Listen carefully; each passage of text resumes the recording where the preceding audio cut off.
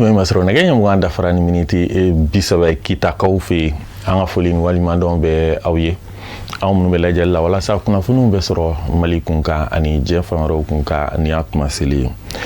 wari maraso kafo jigine nyamawye uka assemblée générale ordinaire tako bisaba nulum lana kene sigisenga kabeni alamsadu juin kalo kleta ani enkele escalade gourmanda amdalay asela bamako o konnala amala dona kafo akene nyama tumbe anga ministre bulu munya shinono jawoko ani izin ko kunganko nyana bolima Abdul Karim Sako ani num konet me Sherifla Jawaran Sotola kafo jigine ukani la dala sigi nuku ama assemblée générale ordinaire ni atako bisabani wolo flanayi samba fla ani mugani duru bara minu tumbulo dalembe ofe no sera kake kana ukoma sigi yira nyona abaro bela jere nyamaya tume jamana ministry bolo minga bara nyeshinendo izini ko ani jago ko ma samba fla ni mugani duru kafo jigine ya yira kafo akera sanye migera la ko sebe baw we gelaw chama so bara kono sera chama fe udo jamana yere la halai katase jere la halama fuga tase samba flani mugani duru la jarabi ka fujigina usoro no yetasumai akabara ke mashindo jini o gela no tawota ka fujigina ukabara majo bawu aka gishe kemeni bidurni sabab bela jele barake aka tonde ani client bela jele misiga nimisi wasa soro ay barata sra kurata ukumi ma digitalisation no ka barake subhana mashi usrafe ki to isigi yoro la yoro wera jamana fantan nani bela jele tonde unka barake nyongo fe telephone sra fe unanyo wana werewu samba flani muganduru akira gele chama kono mais gele de kono la barakero fene be areka kulo gele don gele mun be jamana kono amadu awshila gele be jere kono amadu awshila o gele na tawota kafo jigna a chesri pour que 2025 anga sega tondo ndimisi wasa sira bela jele fe juruko warmara assurance ame bara chama woro fene ken noy katal mo ko waru collecter ka sigidaw la donc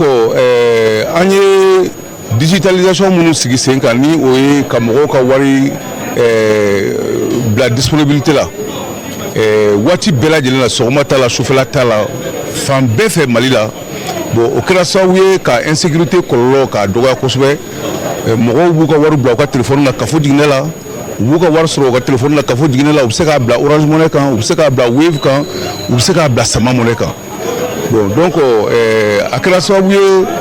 insécurité be yoro muna mogo ye war mara matrafa kosbe duguta sira fe mogo ye war mara parce que kafo jigine be Mali fambe donc soni ki ka war briku ka fo ibita sira kan ukata boyiku bon donc mogo ya famu sisa kafo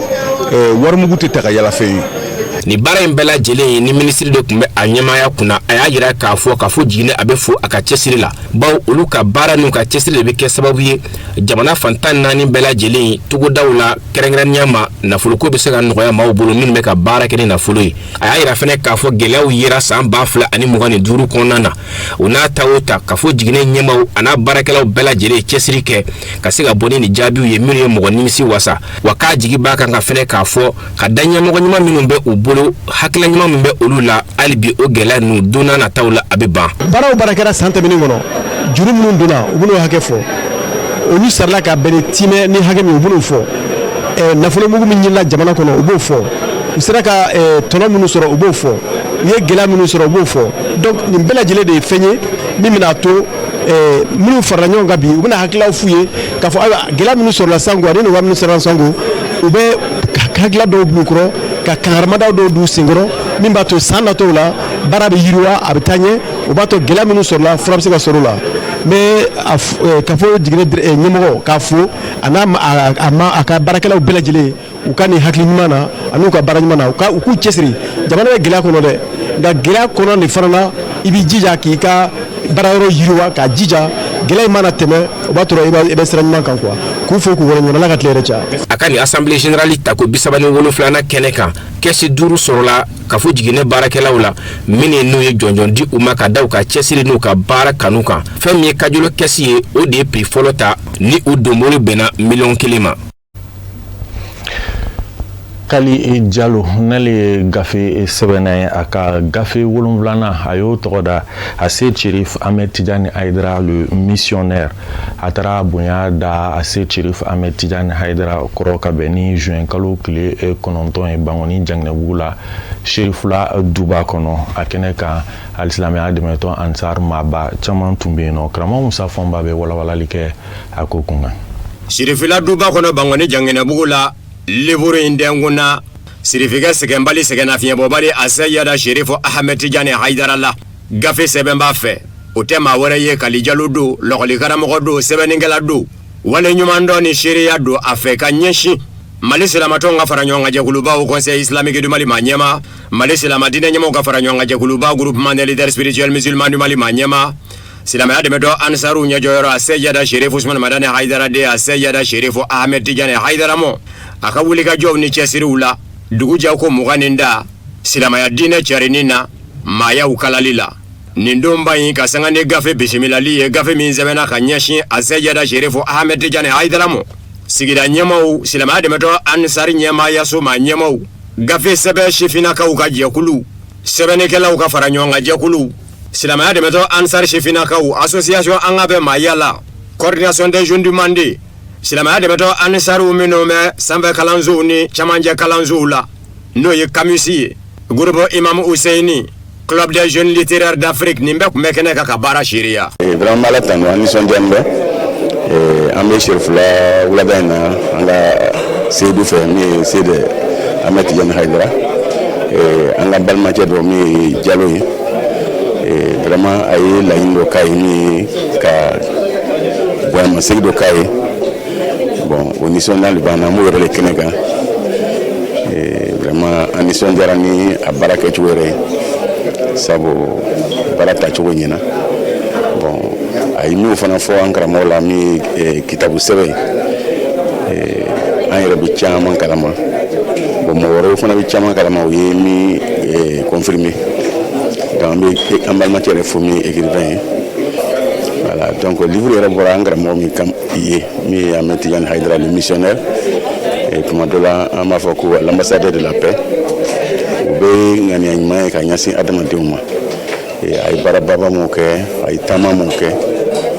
a ye ɲumanya mun kɛ a yɛrɛ yira kɛnɛ mun kan kɛnɛ mun ni silamɛya yɛrɛ yengiraw kɛnɛ kan jamana caman na vraiment o caman bɛ yen ani foli ka kan olu la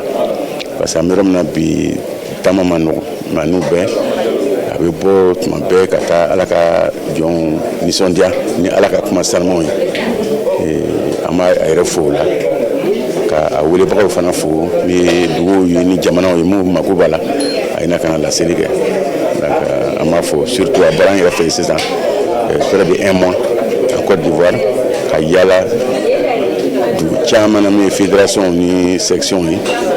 ka taa laseli kɛ. minnu ye ɲɔgɔn falen kuma na u bɛɛ lajɛlen y'u ka nisɔndiya jira ka sanga ni Kali Diallo ka nin baaraba in ye ka sirifikɛ sɛgɛnbali sɛgɛnnafiɲɛbɔbali a seyada Cherif Ahmed Tidiane Haidara nɔ k'u taama a ka baarakɛtaw la k'olu sɛbɛ a dabɔkun tɛ dɔ wɛrɛ ye a bɛ se ka kɛ bolomadayɔrɔ ye sini mɔcogo min maa wɛrɛ bolo ladege na sira fɛ. Bon fɛn minnu yera livre kɔnɔna ninnu na a diyara an ye kosɛbɛ parce que depuis Cherifu ka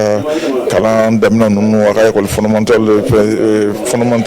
secondaire fo universitaire a y'a bɛɛ fɔ bon et puis a ye tagama minnu fana kɛ yɔrɔw ɲɛfɛ diɲɛ ɲɛfɛ ka wajulu ni ladilikan fɛn fɛn kɛ diɲɛ kɔnɔ donc a bɛɛ bɛ livre nin kɔnɔ donc Cherifu n'a kɔrɔkɛ kun bɛ cogo min na kɔrɔkɛ de ye baara nin daminɛ mais ala y'i wasa don o la ka sɔrɔ o ma se a kun ka se ka min bɛɛ kɛ donc ni dɔgɔnin hakili sɔrɔ ko kɔrɔkɛ dɛsɛra yɔrɔ min na ale kan'o kɛ donc an bɛ Cherifu fo ka waleman dɔn donc Kali min kɛra sababu ye ka mɔgɔw hakili jigin a bɛɛ la mɔgɔw hakili kana tuna fara kɔ donc an b'o koli fana kɛ Kali ye donc o kɔni ye n ka dugawu ni an ka commune ni kita bɛɛ ka dugawu don ni barika da bɛ Kali ye a bɛ sira min kan an b'a dɛmɛ a la ala ka a ɲɛ a bolo. nin gafe 7 min sɛbɛnna Kali Diallo fɛ kanu de y'a bila a la dɔnniya min bɛ la k'o bila bɛɛ lajɛlen ka bolo kan ni nka maa fɛnɛ ka baara jira maa min y'a ka baara ta tiɲɛ ye a ka cɛkɔrɔba sanuma a seyada Cherif Ousmane Madani Haidara nɔ na. bi an bɛ Cherifu ka livre di kɛnɛ kan livre min sɛbɛnna an balimakɛ fɛ n'o de ye Kali Diallo ye vraiment livre in bɛ kuma a tigi de kan. A tigi jɔn ye Sherif Ahmed. N'i ko Sherif Ahmed mɔgɔ min don a ka kɛwale a bɛ kabako de kɛ.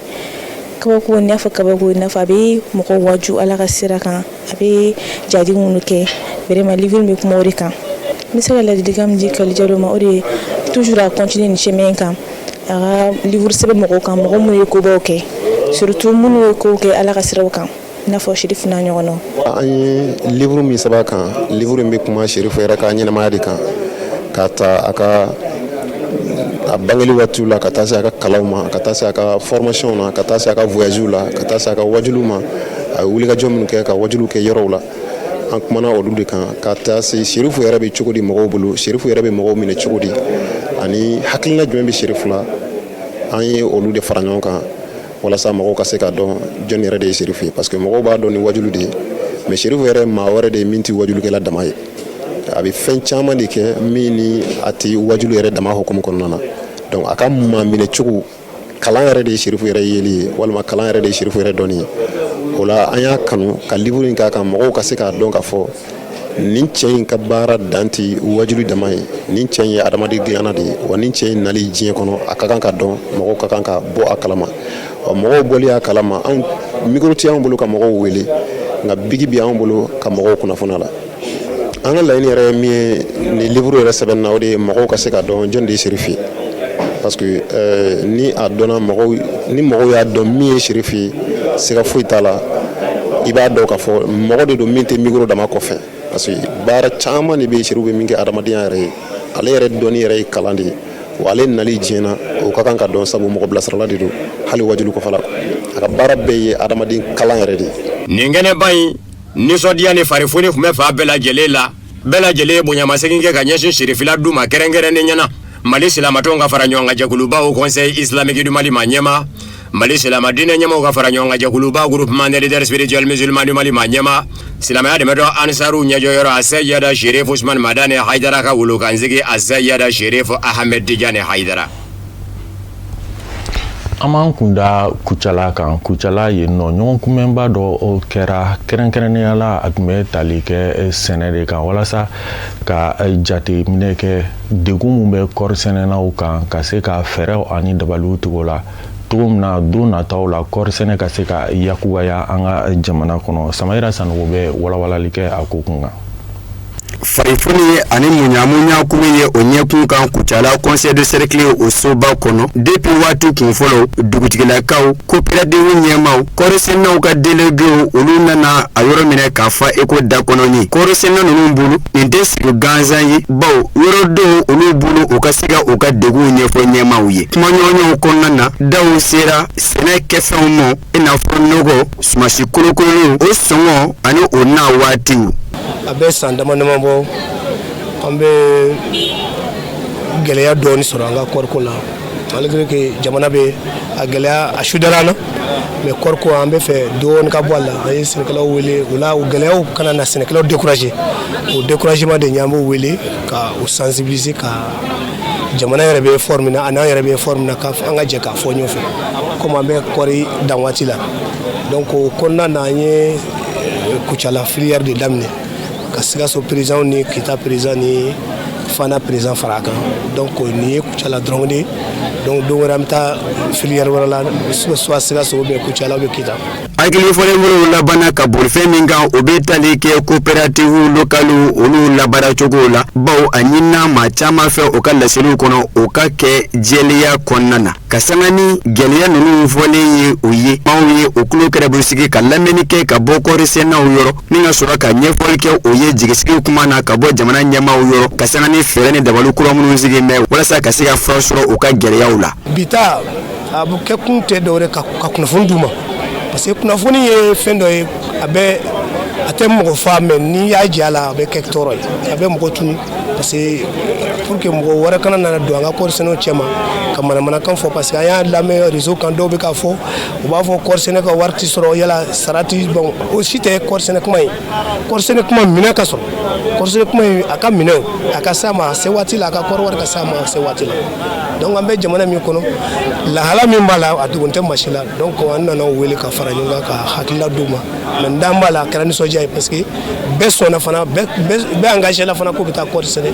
donc an ka wuli n'o de ye. Confédération ɲɛmaw labanna ka wele kɛrɛnkɛrɛnnen da ka ɲɛsin sɛnɛkɛlaw ma madama kɔɔri sɛnɛw dɔ ka fara baara kɛtaw kan ko bawo jamana ɲɛmaw kɛmɛ ka wulikajɔw nati janko sɛnɛ kɛfɛn ka se ka salo ka se sɛnɛkɛlaw ma waati la cogo min na a baaraw bɛ se ka kɛ o fɛ walasa o tɔnɔma ka bɔ kɛrɛnkɛrɛnnen ma kɔɔri sɛnɛ o min jɔyɔrɔ ka bon kosɛbɛ sɔrɔ yiriwali o baaraw la faso Mali kɔnɔ sɛnɛko buna kun kan. Fɛɛrɛ bɛ min b'a la o ye ka minɛnw sɔrɔ joona ka tɛmɛ salo kan o ye engrais ye o ye antiseptique ye o bɛ teliya de ka na n'o de ye tɔnsigiw n'u kɛ kun de ye parce que salo minɛnw ma na joona bon justice nana an b'a fara yɛrɛ sɔrɔ parce que mankan kɛlɛ donc mais ɲinan alhamdulilayi engrais de bɛ retard la n'o tɛ antiseptique caman bɛ yen olu caman bɛ CMDT mɔgɔw bolo bon engrais fana dɔɔni bɛ yen ka tɛmɛ nin waati in salo kan mais a t'an bɔ fo an ka kɛ an ka min b'an bɔ fo an k'o sɔrɔ o de b'an wasa. O bɔlen kɔfɛ lɛri damadama hakili fɔlɔfɔlɔw kɔnɔ jigiya bɛ o ɲɛkun kan baw kɔrɔfɔ fanbaw kɛra hakilisigi ani bonya kɔnɔ wa somɔgɔ sama sɔrɔla o fɛ. Confédération ka nin sigi a fɔra kumakɛla caman fɛ minnu ye a yira k'a fɔ nin kɛnɛ n'a ɲɔgɔnnaw kan ka caya o ni kɔɔrisɛnɛw ni ɲɔgɔn cɛ o bɔtɔ saliba in kɔnɔ kɔɔrisɛnɛw kɔni taatɔ don ni hakilina kelen ye olu ka degun kɔni mɛnna sisan a tɔ de ye layidu minnu taara o ye u ka danganamaya forow kɔnɔna na. An ka karamɔgɔ Musa Fan b'a lamɛn walasa ka diɲɛ fan wɛrɛ kibaruyaw dɔn.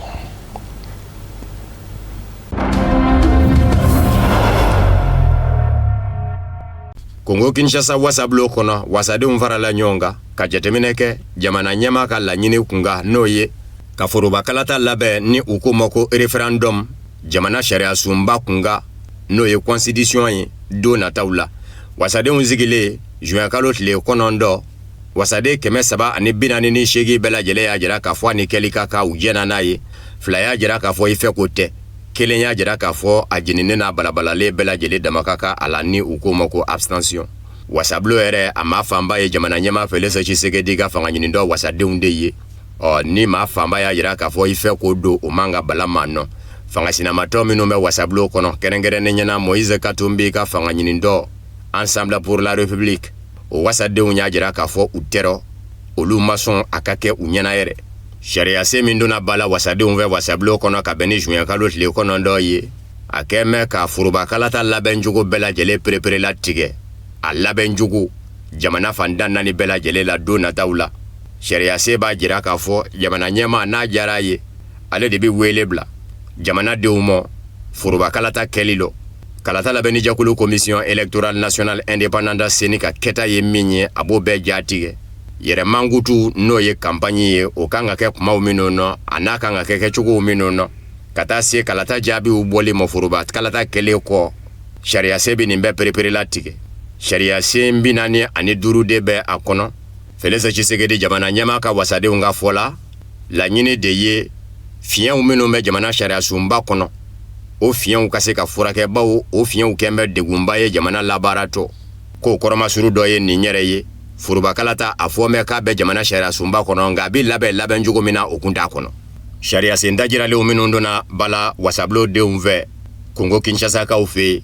a sariya se dɔ kɛ mɛ k'a jira k'a fɔ wasablo ladege wasablo dɔ bɛ se sigi n'u ko ma ko assemblée constituante ni jɔ kɛra jamana sariya sunba kura bilali ka sen kan o wasablo ladege wasablo in ni o ye assemblée constituante ye hakilina fɔlɔ kun ye wasablo filaw denw olu de bɛ fara ɲɔgɔn kan ka assemblée constituante in sigi nka labanna ka taa walankata ka se marabolo ɲɛmɔgɔw ni sigida ɲɛmɔgɔw ma ni o ye conseillers municipaux ni gouverneurs ye minnu yɛrɛw kɛra hakilina tabaw ye jamana ɲɛmɔgɔw ni u nɔfɛmaw olu y'a jira k'a fɔ a n'a kɛ sababu ye ka maa fanba sen don furubakalata labɛnni na n'a bɔra wasabilo filaw la Sénat ni Assemblée nationale ka walankata ka se marabolo ɲɛma gouverneur ni sigida ɲɛma conseiller communaux ma ko bina fɔ se kɛra jamanaden bɛɛ lajɛlen ma nka fangasinamatɔnw y'a jira k'a fɔ o ma diɲɛ ni a ye ko in yɛrɛ de ka dabila bawo ɲɛ bɛ fɛn min natɔla Congo Kinshasa jamana kan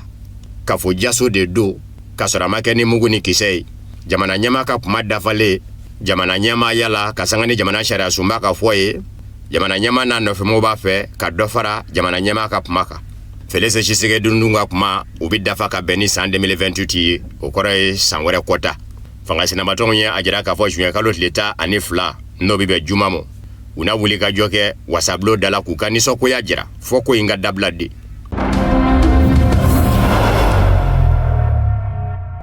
Iran ma ɲɛmaw ye a jira k'a fɔ détonateur Mosé ko a y'i bolo ni tajidoni nguru ka muɲuku maɲaka kɛ ko a y'i bolo do ko a bɛ datugu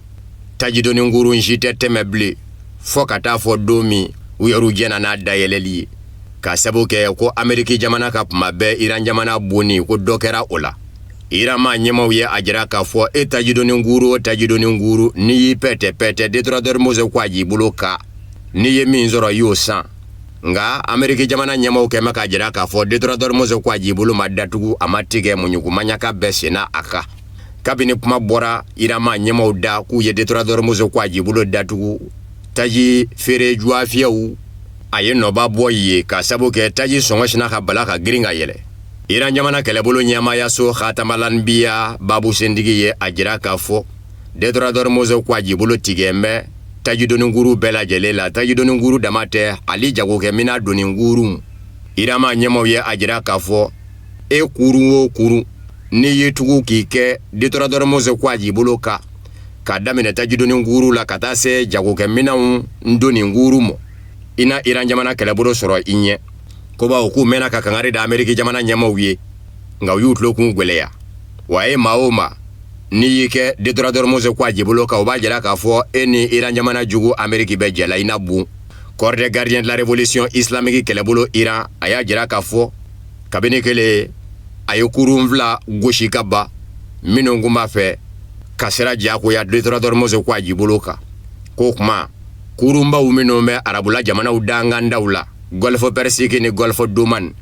u kana hali gwɛrɛ détonateur Mosé ko a y'i bolo la fɔ kuma min ni Iran jamana ye diɲɛ d'u ma. Iran jamana kɛlɛbolo ɲɛmayaso Khatamalanibiya ye a jira k'a fɔ Iran jamana kun ye nin juda bɛɛ lajɛlen la k'a fɔ ni Amérique jamana ye kɛlɛ in wuli ko kura a n'a jaabi cogo la a ma sigi ni min ye wa k'o daminɛnen de ye nin ye. Iran jamana lasigiden min bɛ Japon Nvaba la Tokyo Iran jamana tɔgɔ la n'o ye paiemaniseya date ye ale y'a jira k'a fɔ détonateur Mosé ko a y'i bolo datugulen bi to fɔ kuma min ma na Iran jamana ja a ko nka jamanaw minnu ni Iran jamana bɛ se k'u ye i n'a fɔ Iran jamana teri jamana kɛrɛnkɛrɛnnenya Irisila jamana ni Chine jamana tɛmɛni na nɔgɔya olu bolo détonateur Mosé ko a y'i bolo fɛ a ko nka bi maa si kana jigin Iran jamana la bɛɛ ka jigin Amérique jamana n'a jɛɲɔgɔn jamana bani Israël la olu de n'an bɛ gwɛlɛya se diɲɛ seleke naani bina k'u ka bi bawo a si dɔn bɛ k'a fɔ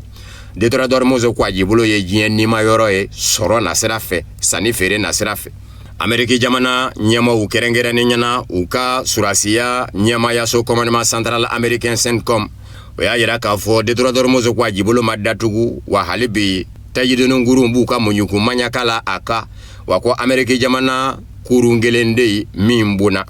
a kɔni mana tigɛ Dawuda ka kuma bɔ Iran jamana ma ɲɛmaw da ni sisan cɛ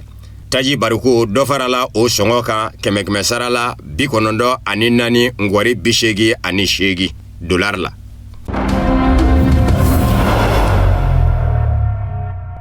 Irisila kunnafonidiso RT o y'a jira k'a fɔ nin y'a san 4 de ye yɛlɛko kuma de bɛ ka bɔ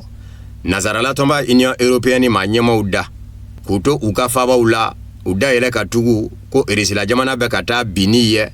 Irisila jamana nafasɔrɔ sira bɛ ka lanɔgɔ ka sanga ni Ukraine jamana kɛlɛli ni olu ka ɲangiw ɲɛsini ye Irisila jamana mɔ ko nin dakuruɲɛ in dugu jɛko 20 da o de bɛ ka bɔ nazarala tɔnba Union européenne ma ɲɛmaw da ko nka kwa ni tiɲɛ ka ja i ko jɛkɛjala ni baji ko fɛn min b'o sɛmɛndiya o ye k'a fɔ bi o nazarala tɔnba Union européenne ma ɲɛma kelenw minnu gɛnbɛ ko Irisila jamana nafasɔrɔ sira bɛ ka lanɔgɔ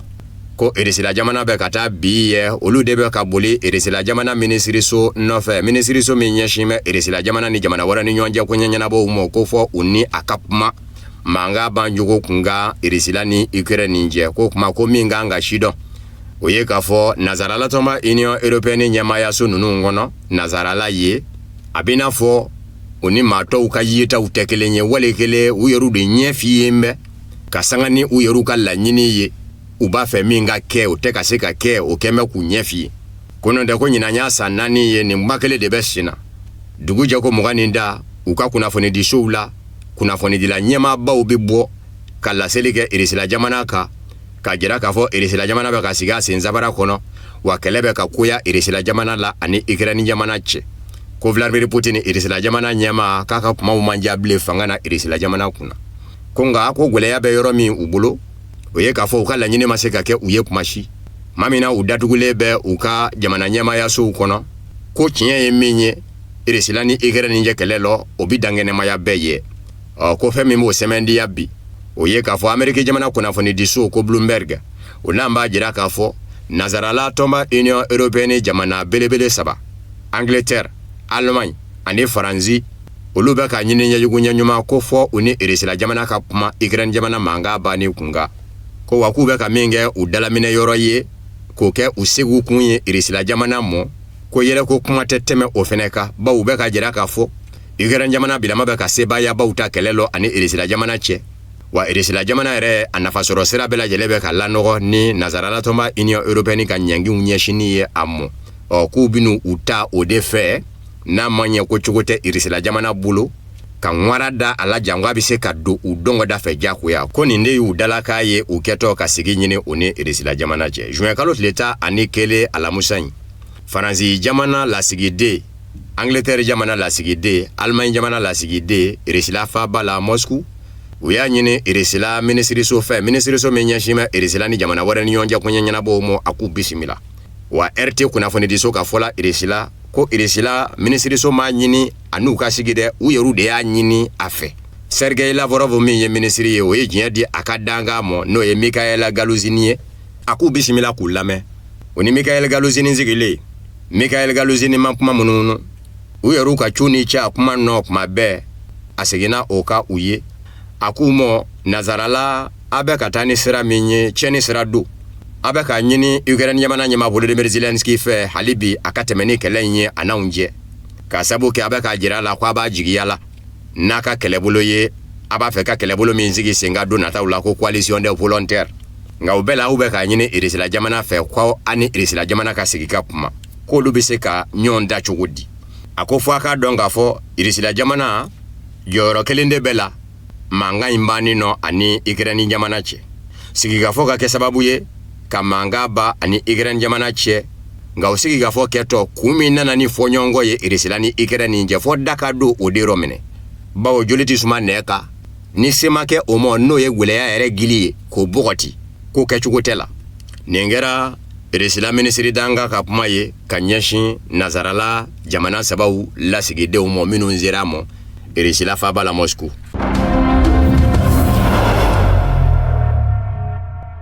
O ko kelen kunga nazarala jamana dɔ fɛnɛ bɛ min sɛbɛkɔrɔ tɔɔrɔ bɛ nin jamana sababu kɔrɔ Faransi Allemagne ani Angleterre u ka bɔ u yɛrɛ la k'u da don Ukraine ni irisila cɛ mankan banni nɔ ka sɔrɔ a bonya ma don olu tɔw rɔ o bɛn dɛ Poloɲinkaw mɔ Poloɲinkaw ka minisiri ɲɛma Donald Tusk ye a ka nisɔngoya jira ka ɲɛsin Angleterre ni Allemagne ni Faransi ma ɲɛmɔgɔw mɔ a y'i kangari da u ye k'a fɔ ni fɛn o fɛn bɔra sigi ninnu nɔ u ni irisila cɛ Ukraine jamana kunga u kana sigi n'a ye k'a fɔ ale ka jamana Poloɲin n'a jate k'a fɔ sigi kɛra dɛ sigi o sigi ma na kɛ Poloɲin kɔni nkɔ Poloɲin jamana sen dɔrɔ k'o ka dɔn nazarala jamana sabaw ɲɛmɔgɔw fɛ n'o ye Faransi Allemagne ani Angleterre ye ko Poloɲin jamana ni sigi ma ɲa kɛ kɔ Ukraine jamana kunga ani irisila cɛ Poloɲin jamana t'a fɛ a ka den kɛrɛfɛ kɔrɔ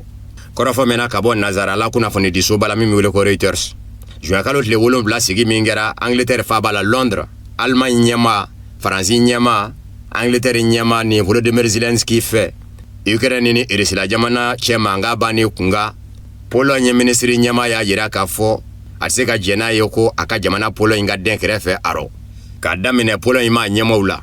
ka taa se politiki binako jateminɛbaw ma Pologne nin bɛɛ lajɛlen y'a jira k'a fɔ a ka kɛ Pologne jamana kɔ a ma bɛn u ma a b'i n'a fɔ nazarala tɔnba Union Européenne kɔnɔ jamanaw de bɛ minnu b'a fɛ k'u yɛrɛ kɛ dankɔrɔba ye ka tɔw kɛ namugulasogo ye Ukraine kun kan a barata u bɛ ka kuma olu bɛɛ lajɛlen de tɔgɔ la ko jɛn tɛ se ka kɛ n'o ye Donald Tusk Pologne ministre ɲɛma a ko kelen ma tɔɔrɔ dɛ bawo ni Italie ministre ɲɛma muso Giorgia Meloni kumana nɛgɛjuruku bɛ sira fɛ o fana y'a yira k'a fɔ nin jamana saba ka kɛ olu dajuru ye ka ko ta u yɛrɛ tuna ka sigi ɲini u ni Russie cɛ Ukraine jamana kun ka sɔrɔ u se ma don arɔ ka tɛ se bɛn Italie jamana ma Donald Tusk Pologne ministre ɲɛma a ko don nataw la ka d'a ye sigi wɛrɛ ka kɛ Angleterre jamana ɲɛma Faransi jamana ɲɛma ni Allemagne ɲɛma ka fara Pologne da ni nasarala jamana tɔw ɲɛmaw ka u ka sigi ka bɛn kan kelen ka wuli n'o ye Vladimir Putin yɛrɛ sa Russie jamana ɲɛma ale y'a yira k'a fɔ sigikafɔ tɛ mɔtɔrɔ ye ani nazarala tɔnba Union Européenne ma ɲɛmaw cɛ bawo a mɛnna k'a ɲini u fɛ ni sigikafɔ bɛ u mɔ a labɛn bɛɛ u yɛrɛw de sena sumayalen kun don n'o tɛ ma fila fɔ ko ni sigikafɔ ma ɲa kɛ kɔ a tɛ sin ka kɛ n'u cɛ ɲɛŋɛ fɔlɔ maa dɔ de bɛ sugandi min bɛ kɛ surunani donba ye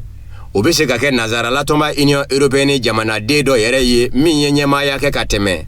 a yɛrɛ ye maa jira yɛrɛ ni u bɛ se ka sɔn o mɔ u yɛrɛ dama cɛ ye Almaɲikaw ka ministre ɲɛma kɔrɔ ni Almaɲikaw b'o wele ko chancelier Gerhard Schröder o ye ministre ɲɛmaaya kɛ Almaɲi ka tɛmɛ yanni musolaka in ka na ko Gerhard Schröder bɛ se ka kɛ surunani donba ye ko nka ale t'a jagoya u kan dɛ n'u yɛrɛw y'a ye k'a fɔ u bɛ bɔ u ye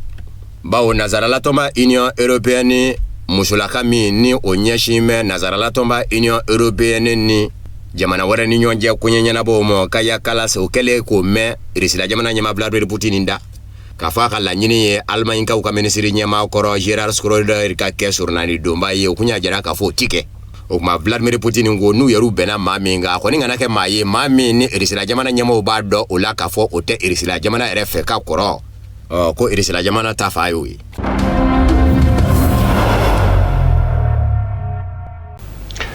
foli kɛrɛnkɛrɛnnen bɛ kɛ k'a ɲɛsin an ka techniciens ma o fana de bɛ dan sigi bi bamanankan kunnafoniw na minnu sera ka fara ɲɔgɔn kan ka bɛn ni tuma in ma kunnafoni di so ɲɛmaa so fɛ